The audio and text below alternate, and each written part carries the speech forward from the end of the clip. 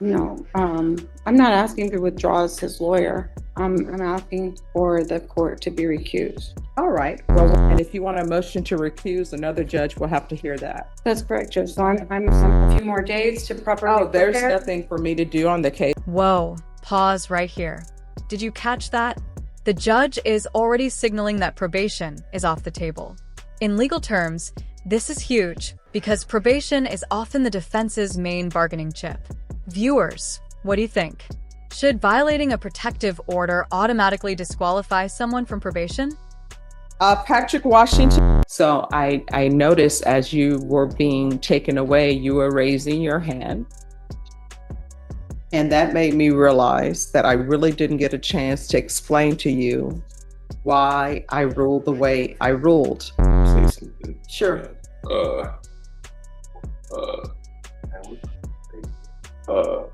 From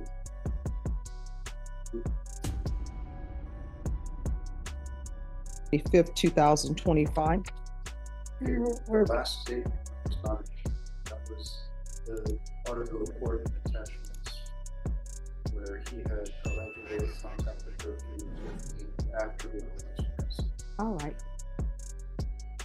So as far as that, Judge, we're pleading no contest. My client has no prior offenses. No. I'm trying to see if there's. I'm trying to get there. As to our application we are applying for deferred adjudication. And so because of that, I would not want him to make any stipulations. So that's why I asked him to plead no contest. Because if the court should grant him deferred, then Well, here's the thing. I don't have that in the stipulations to prove the 2025 CR 004086.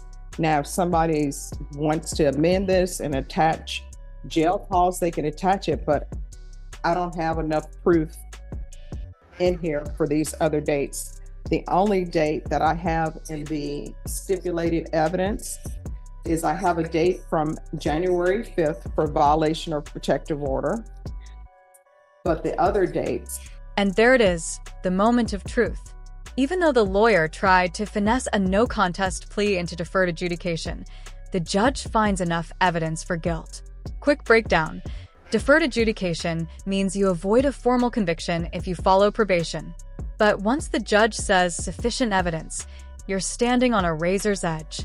Question to you, should first-time offenders get a second chance? Or does violence change the equation? We would like to have him come back without a PSI, but just have time to call witnesses. You're more than welcome to do so. So I've conferred with my client, and I've also contacted family members, and my client wishes to waive PSI and just have the court. And that was why we took a little bit of a recess, Judge, before we got on the bench. It's just to confirm the criminal history. And so at this time, we're asking the court to waive PSI, and we proceed with sentencing today. Your Honor, my client, he's 27 years old. He is not native to Texas. He's from Indianapolis, Indiana. I'm sorry, Chicago, Illinois. I apologize, but he, as mentioned before, he's 27 years old. The victim and him are obviously very familiar. They've been together since they were children. So I think since they were like 16 years old. Is that right? 16? 15. Since they were 15. Does he want to testify? No, Judge. Just let me just finish. I'm so sorry. All right, so you can't get information from him, then turn back to the court to give whatever information he's given you if he's. Oof, this is where it gets really emotional. The no-contact order means the defendant can't see the mother of his kids, but also risks cutting him off from his children unless he goes through family court. Legally, the judge has to prioritize safety. But morally, it's a heartbreaker. Imagine being told you can't even text the person who's raising your children. Should family ties weigh heavier in sentencing? He understands that the only way he's going to see his children, because that was another thing that we talked about, was that there will be a no contact order.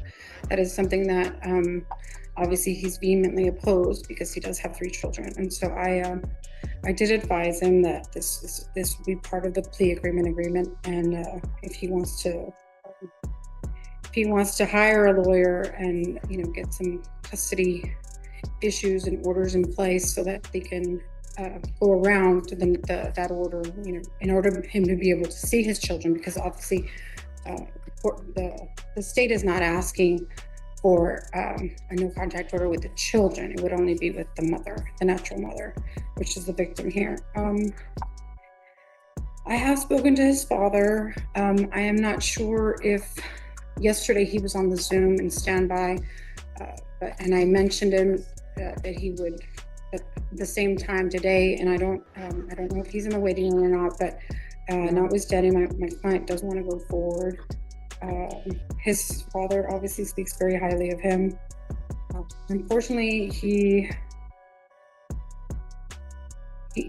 did get arrested in February 27th, which is when he got booked for the last time. So he's been obviously in custody for almost going 3 months now.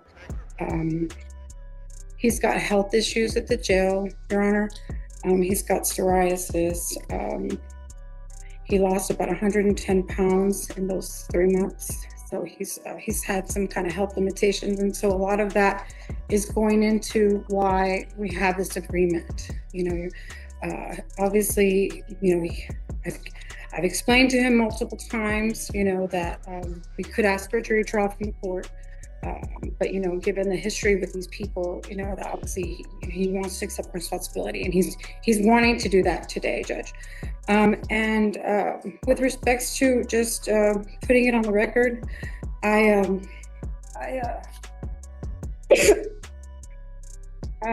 do want to state that we took a little bit of time going over the criminal history.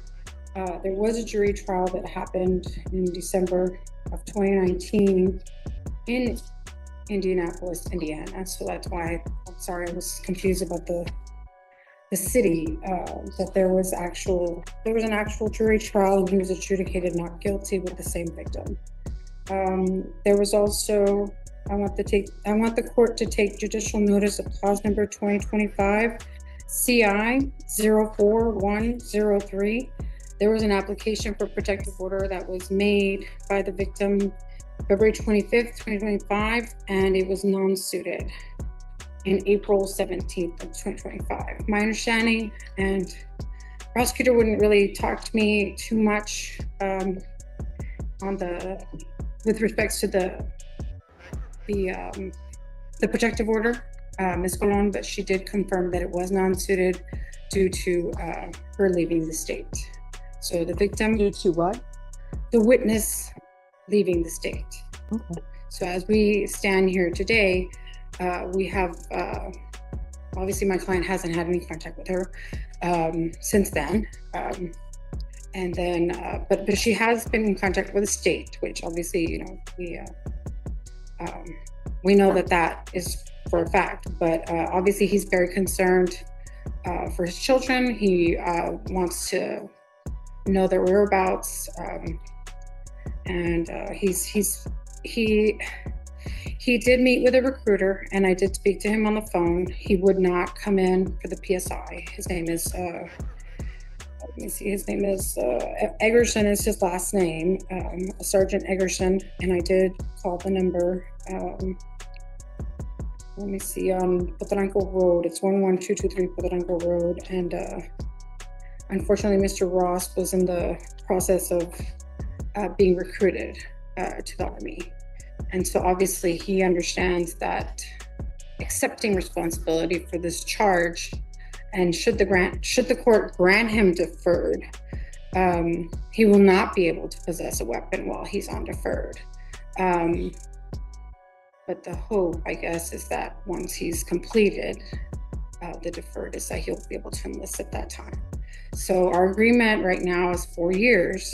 Now the court can give him probation, the court can sentence him, or the court can give him deferred, which I believe he's legally entitled to because he has no convictions. What do you mean he's entitled to deferred adjudication? Okay. Legally. Well, I would ask the court to take that into consideration, that he has no legal convictions under any other ordinary circumstances. He has no prior offenses, Okay, but convictions. And so, But if you're because he's saying a he's- first-time offender, all right, but if you're saying he's legally entitled to deferred adjudication on this I case, have no statute. oh, If the Boom. That's the gavel drop right there. The judge is crystal clear. This is a negotiable. And notice how the choking charge is emphasized. Domestic violence cases get extra scrutiny because strangulation is considered a lethal predictor. In plain English, if you choke someone once, the law treats it as a sign you could kill them. Do you agree with that standard, or do you think context matters? he wants to start probation, he understands that should the court grant him probation, he'll have to be here for 45 days, right? You understand? You understand it? And that if he wants his probation to be transferred to Indiana, it'll have to be transferred within that time frame. all right, so what I can And tell they'll you, have to accept the he's not a transfer. good candidate for probation. He's not? No, he's not. And let me just tell you why.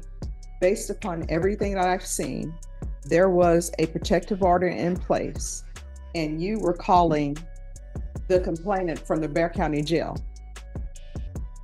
I mean, does he not understand what no contact means? No contact means no contact. And then we have this charge where you're choking her. So he's not a good candidate for probation. I'm not giving him probation. Well, In Judge, each call,